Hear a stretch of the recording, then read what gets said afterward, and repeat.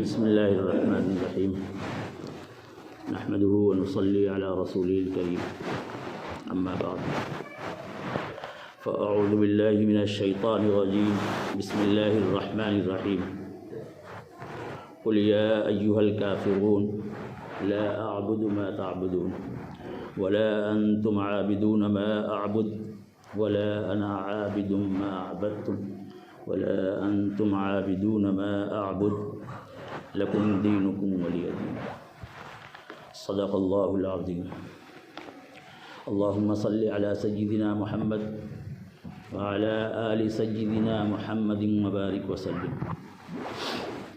محترم بزرگوں اور دوستوں، یہ سورت جس کی میں نے ابھی آپ کے سامنے تلاوت کی ہے،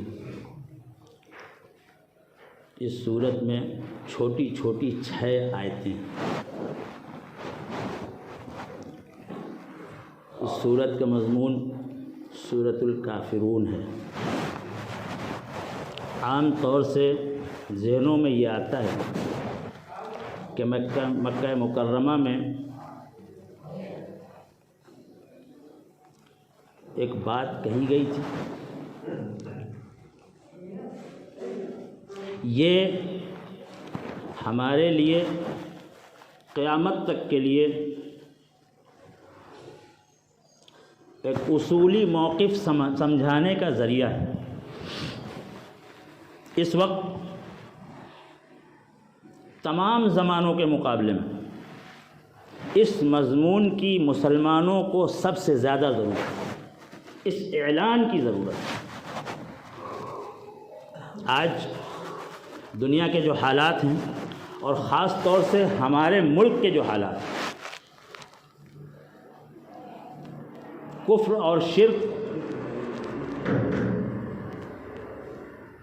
اور شرک کی کھلم کھلا دعوت دی جا رہی ہے. سارے پردے ہٹ گئے ہیں، کھلم کھلا دعوت دی جا رہی ہے. ابھی 22 تاریخ کو ایودھیا میں رام مندر کے افتتاح کے موقع پر کچھ بیمار ذہن لوگوں نے مسلمانوں سے یہ مطالبہ کیا کہ مسلمانوں اپنی مسجدوں میں رام کے نام کا جاپ کرو، اپنے گھروں میں چراغاں کرو، خوشیاں مناؤ. کفر اور شرک کو مسلط کیا جا رہا ہے. اور معاف کیجیے گا، معذرت کے ساتھ، ان کو یہ موقع ہم نے فراہم کیا ہے. ہم نے ان کی ہمتیں اتنی بڑھائی ہیں. ابھی بھی وقت ہے مسلمانوں، ابھی بھی وقت ہے. رک جاؤ اگر ارتداد سے بچنا چاہتے ہو، ابھی بھی ٹھہر جاؤ اگر کفر اور شرک سے بچنا چاہتے ہو. 24 گھنٹے میں ہمارے لیے کتنی نمازیں فرض ہیں؟ فجر میں 2، ظہر میں 4، عصر میں 4، مغرب میں 3 اور عشاء میں 4. لیکن فجر کی نماز سے پہلے بھی نماز ہے، ظہر کی نماز سے پہلے بھی نماز ہے، عصر سے پہلے بھی نماز ہے. مغرب سے پہلے نہیں ہے لیکن عشاء سے پہلے بھی نمازیں ہیں نا. کیوں؟ خوب یاد رکھو، جب کوئی دشمن حملہ کرنے کے لیے آتا ہے اور اگر ہم نے اس کو روکنے کے لیے اپنے گھر کے دروازے پر کھڑے ہو کر کے روکنے کا منصوبہ بنایا ہے، تو اگر ایک قدم بھی ہم پیچھے ہٹے تو دشمن ایک قدم ہمارے گھر کے اندر داخل ہو جائے گا. عقل مندی یہ ہے کہ اس کو محلے کے نکڑ پر جا کر کے روکا جائے. یہ سبق سکھایا ہے شریعت نے ہم کو. اگر ہم نے صرف فرض پڑھنے کی عادت بنا لی ہے تو گھر سے چلے، راستے میں کوئی رکاوٹ آ گئی، کوئی عذر پیش آ گیا تو رکعت چھوٹیں گی، تکبیر اولیٰ چھوٹے گی. اور اگر ہم اس نیت سے ظہر کی نماز پڑھنے کے لیے نکلے کہ اطمینان کے ساتھ جا کر کے 4 رکعت سنت پڑھیں گے اور اس کے بعد تھوڑی دیر اللہ سے دل لگا کر کے بیٹھیں گے تاکہ دل و دماغ پوری طرح سے نماز کے لیے تیار ہو جائے. وَذَكَرَ اسْمَ رَبِّهِ فَصَلَّى.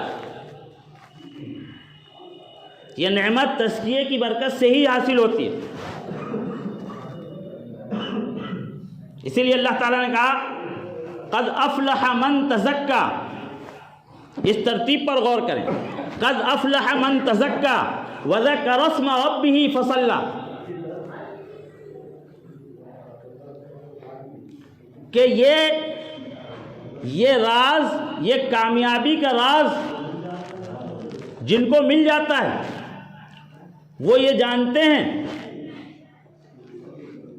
کہ نماز سے پہلے تھوڑی دیر اللہ کے لیے تھوڑی دیر دل لگا کر کے بیٹھنا چاہیے، تاکہ دل و دماغ پوری طرح سے اللہ کی طرف متوجہ ہو جائے، اور جب نیت باندھے تو نماز کا پورا خشوع حاصل ہو جائے.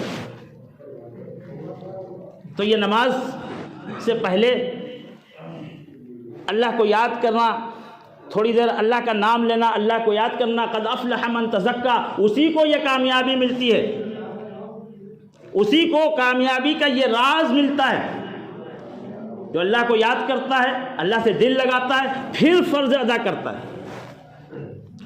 تو گویا اس نے شیطان کو بہت آگے جا کر کے روکا. میرے دوستو، آج ہم شیطان کے مقابلے میں بہت پسپا ہو گئے ہیں، اور شیطان نے ہمارے نوجوانوں کے دل و دماغ میں یہ ڈالا ہے.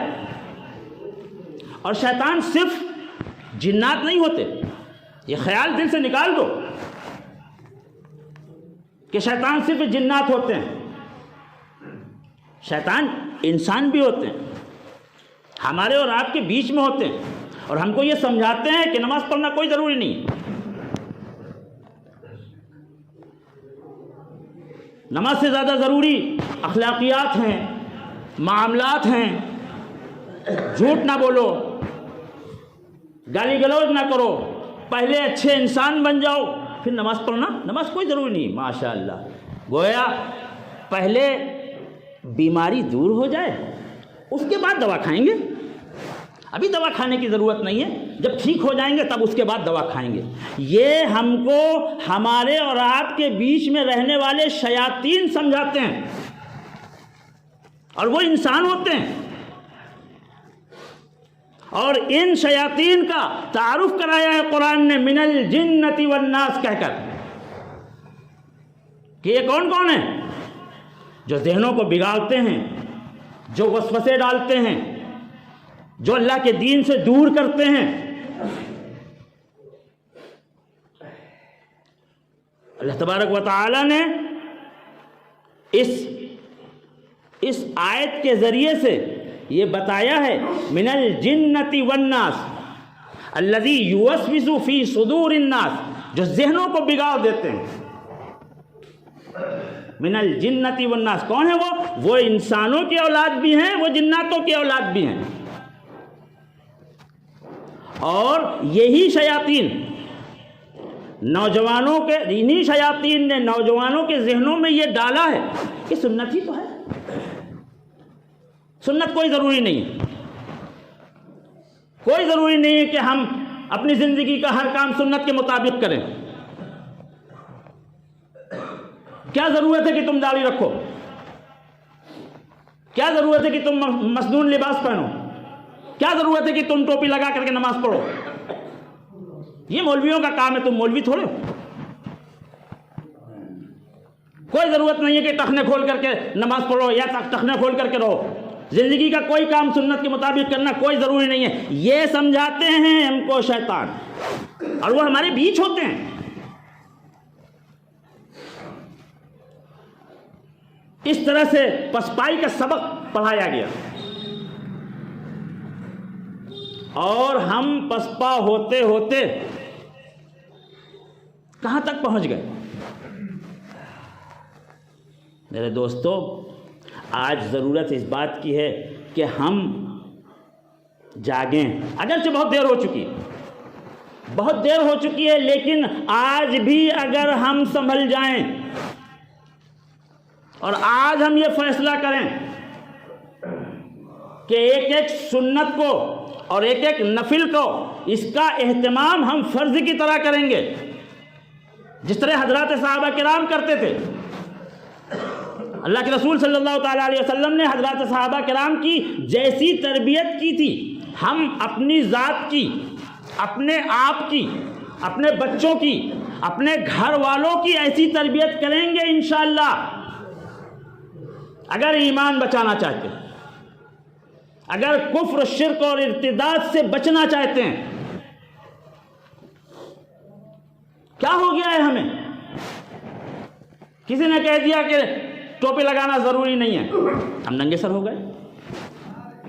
کسی نے داڑھی کے بارے میں کہہ دیا، ہم نے داڑھی کترا دی، چھوٹی کر لی، صاف کر دی، اور اگر رکھی بھی تو دشمنوں کے طریقوں پر، شیطانوں کے طریقوں پر، ادھر سے چھوٹی، ادھر سے چھوٹی، بیچ میں تھوڑی چوچ نکلی ہوئی۔ خوب یاد رکھو، کچھ نہیں ہوگا ایسی نمازوں سے، کچھ نہیں ہوگا ایسی دین کی محنتوں سے جس کے ساتھ حضور پاک صلی اللہ تعالیٰ علیہ وسلم کی سنتوں سے والہانہ محبت نہ ہو، عاشقانہ محبت نہ ہو۔ کیسی محبت تھی حضرات صحابہ کرام کو، اللہ اکبر۔ مدینے میں سردی بھی بہت ہوتی تھی، گرمی بھی بہت ہوتی تھی۔ ایک وفد آیا رسول اکرم صلی اللہ علیہ وسلم کے پاس ملاقات کے لیے۔ گرمی کا موسم تھا، حضور اکرم صلی اللہ علیہ وسلم اپنے گریبان کا اوپر کا بٹن کھولے ہوئے تھے۔ حضور کی زندگی بڑی بے تکلف تھی، کھولے ہوئے تھے کہ سینے میں ہوا لگے۔ ایک صاحب جو اس وفد میں شامل تھے، انہوں نے حضور کو اسی طرح سے دیکھا، چلے گئے۔ دوسری ملاقات کا موقع نہیں ملا۔ حضور اکرم صلی اللہ علیہ وسلم ہمیشہ کھول کر کے نہیں رکھتے تھے، سردیوں میں بند کر کے رکھتے تھے، چادر بھی اوڑھتے تھے۔ کملی والے آقا کے نام سے پکارا جاتا ہے۔ وہ چلے گئے، ان کو دوبارہ ملاقات کا موقع نہیں ملا۔ اللہ نے ان کو لمبی عمر دی تھی، سخت سردی کا موسم تھا، گریبان ہمیشہ کھولے رہتے۔ ان کے گھر کے بچوں نے، ان کے ناتی پوتوں نے ان سے کہا کہ دادا جان، سردی بہت سخت ہے، آپ اپنا گریبان بند کر لیجئے، سردی کا اثر نہ ہو جائے۔ جب بار بار اصرار کے ساتھ کہا تو انہوں نے آپ دیدہ ہو کر کے کہا کہ میرے بیٹو، موت تو آنی ہے، وہ ایک دن آ کر کے رہے گی۔ میں نے اپنے آقا صلی اللہ علیہ وسلم کو اسی طرح سے دیکھا تھا، اس کے خلاف کرنے کو دل آمادہ نہیں ہوتا۔ فرض تھا، یہ فرض تھا، بتلائیں وہ خود ساختہ مفتیان کرام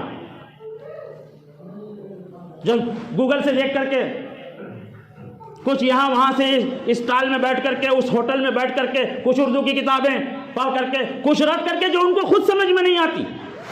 اور میں یہ بات ان مفتیان کرام کے لیے نہیں کہہ رہا ہوں جو باقاعدہ مدرسوں سے پڑھ کر کے آتے ہیں، انہوں نے قرآن کو سمجھا ہوتا ہے، انہوں نے حدیث کو پڑھا ہوتا ہے، انہوں نے فقہ کو جانا ہوتا ہے، وہ اللہ سے ڈرتے ہیں، متقی اور پرہیزگار ہوتے ہیں۔ میں ان کی بات کر رہا ہوں جن کے کانوں میں اذان کی آواز جاتی ہے، حی علی الصلاۃ، حی علی الفلاح کی آواز جاتی ہے، وہ مسجد کی طرف چل کر کے نہیں آ پاتے، فتوے دیتے ہیں۔ یہ سنت ہے، یہ نفل ہے، یہ فرض ہے، یہ حلال ہے، یہ حرام ہے۔ اللہ ان فتنوں سے امت کی حفاظت فرمائے۔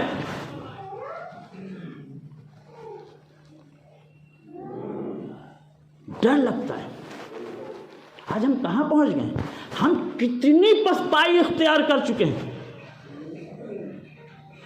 حضرت عبداللہ ابن عمر رضی اللہ تعالی عنہ اللہ کے رسول صلی اللہ علیہ وسلم کے غیر معمولی عاشق تھے۔ اللہ اس عشق کا کوئی ذرہ ہمیں نصیب فرما دے۔ سفر کر رہے تھے، جلدی گھر جانا تھا، اس وقت جلدی سفر پورا کرنے کا کوئی طریقہ تو ہوتا نہیں تھا، اونٹنی کی کوئی گیئر تو چینج نہیں کر سکتے تھے، اس کی تو ایک ہی رفتار ہوتی تھی، بس یہ کہ یہ طریقہ ہوتا تھا کہ کھانے پینے میں وقت کم لگائیں، آرام نہ کریں۔ وہ اسی طرح سے سفر کر رہے تھے، ایک جگہ پہنچ کر کے خادم سے کہا کہ سواری روکو، روک دی، اترے۔ اونٹ کو بیٹھنے میں وقت لگتا ہے، ایک طرف چل دیے، خادم نے سمجھا استنجے کا تقاضا ہوگا، گئے جا کر کے بیٹھ گئے، تھوڑی دیر بیٹھے، اٹھ کر کے آ گئے، خادم دیکھا ہیں انہوں نے تو کپڑے کھولے ہی نہیں، گئے بیٹھ کر کے آ گئے۔ خادم کو یہ خیال ہوا ایک طرف تو ان کو اتنی جلدی ہے، نہ خود کھانا کھا رہے ہیں نہ مجھے کھانے دے رہے ہیں، نہ خود آرام کر رہے ہیں نہ مجھے آرام کرنے دے رہے ہیں، اور یہ خادم نے کہا حضرت آپ کو استنجے کا تقاضا نہیں تھا؟ انہوں نے کہا کہ نہیں۔ کہنے لگے پھر یہ کہنے ایک مرتبہ میں رسول اکرم صلی اللہ علیہ وسلم کے ساتھ سفر کر رہا تھا اسی راستے سے، اور اسی جگہ پر حضور اکرم صلی اللہ علیہ وسلم نے اپنی سواری کو رکوایا تھا اور اترے تھے، اتر کر کے وہاں گئے تھے، انہوں نے جا کر کے وہاں فراغت حاصل کی تھی، استنجے کا تقاضا تھا، وہاں فراغت حاصل کی تھی، میرا دل نہیں مانا کہ میں یہاں سے گزروں اور میں اپنے آقا صلی اللہ علیہ وسلم کی نقل نہ کروں۔ میرے دوستو یہ جذبات تھے جس کی وجہ سے دین محفوظ ہے، وہاں سے حفاظت کی تھی انہوں نے، اور آج ہم نے کتنی پسپائی اختیار کر لی ہے۔ اس پسپائی کا نتیجہ ہے ہم پیچھے ہٹتے گئے